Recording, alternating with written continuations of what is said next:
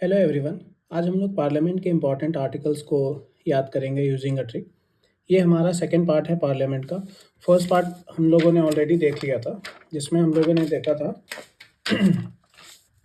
From article 79 to 88। इसमें हम लोगों ने जो ट्रिक देखा था वो था please remember law details thoroughly, quick study reduces stress regularly.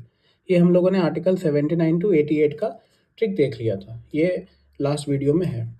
अब हम लोग अगला आर्टिकल देखेंगे, that is from article 89 to 98।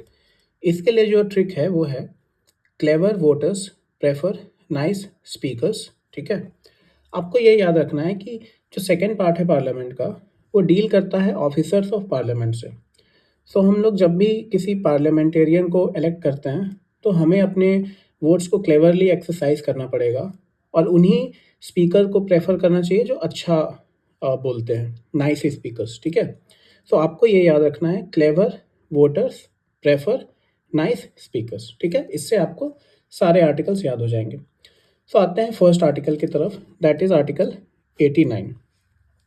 अब ये हमें याद रखना है सी से, क्लेवर, तो सी से हो जाएगा chairman and deputy chairman of Rajya Sabha. तो जो इंडिया के जो वाइस प्रेसिडेंट है, he is the ex officio chairperson of the Rajya Sabha. एक और डेप्यूटी चेयरमैन भी होते हैं जो राज्यसभा के मेंबर्स ही इलेक्ट करते हैं। ठीक है, नेक्स्ट आर्टिकल इज आर्टिकल 90। ये बात करता है वी से vacation of office of deputy chairman. So जो डेप्यूटी चेयरमैन होता है वो अपने ऑफिस को वेकेट कर सकते हैं by giving his resignation to the chairman. और अगर वो एमपी नहीं है, if he ceases to be a MP, then also उसका ऑफिस वेकेट हो जाता है। ठीक है, नेक्स्ट आर्टिकल इज आर्टिकल 91। ये बात करता है, ठीक है, क्लेवर वोटर्स पी से power of deputy chairman to act as chairman. जब भी चेयरमैन का ऑफिस किसी कारण से वेकेंट हो जाता है, उस केस में deputy chairman can act as the chairperson of the Rajya Sabha. ठीक है, नेक्स्ट आर्टिकल इज आर्टिकल 92। अब ये बात करता है एन से not to preside while resolution for removal of chairman. तो जब भी एक रेजोल्यूशन पास हुआ है for the removal of the chairman और द डेप्यूटी चेयरमैन, उस कंडीशन में जो चेयरमैन और जो डेप्यूटी चेयरमैन है वो राज्यसभा को प्रिसाइड नहीं करेंगे। ठीक है, दे कैन बी प्रेजेंट, वो प्रेजेंट रह सकते हैं, वो पार्ट भी ले सकते हैं इन द प्रोसीडिंग्स, लेकिन जब भी रेजोल्यूशन पास होने की बात होगी तो उनके पास कोई वोटिंग राइट्स नहीं होगा। ठीक है, नेक्स्ट आर्टिकल इज आर्टिकल 93। ये हो जाएगा clever voters prefer nice speaker. तो स्पीकर से सीधा सा कि जैसे राज्यसभा में चेयरमैन और डेप्यूटी चेयरमैन होते हैं, उसी तरीके से लोकसभा में स्पीकर्स और डेप्यूटी स्पीकर्स होते हैं। सो एस से आपको याद रखना है स्पीकर्स। तो जो स्पीकर है वो वो लोकसभा के मेंबर्स से ही इज चोजन। और there is also an option to choose deputy speaker, जैसे इट इज़ नॉट मैंडेटरी, वो हो भी सकते हैं नहीं भी हो सकते। ठीक है, तो ये हम लोगों ने देखा फ्रॉम आर्टिकल 89 टू 93। अब आपने क्या करना है कि अब आपको यही जो ट्रिक है इसको वापस से रिपीट करना है आगे के आर्टिकल्स के लिए।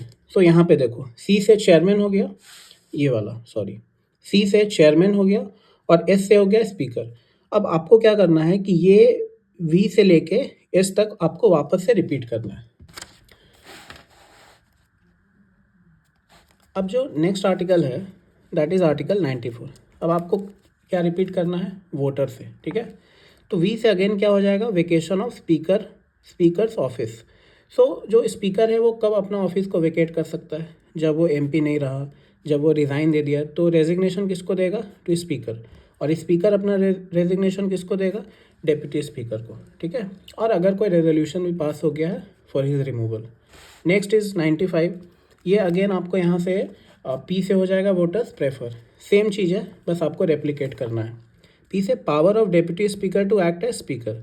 जब भी उसका ऑफिस वेकेंट होता है या फिर वो एबसेंट होता है, then deputy speaker can act as the speaker. ठीक है, नेक्स्ट इज 96।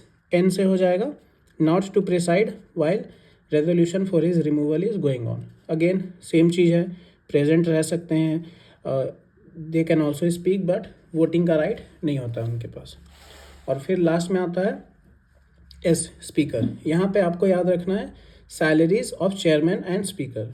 तो ये वाला जो एस है इससे आपको ये याद रखना है कि राज्यसभा के अंदर जो चेयरमैन और डेप्यूटी चेयरमैन है और लोकसभा के अंदर जो स्पीकर और डेप्यूटी स्पीकर है उसका जो भी सैलरी होगा that shall be decided by the parliament.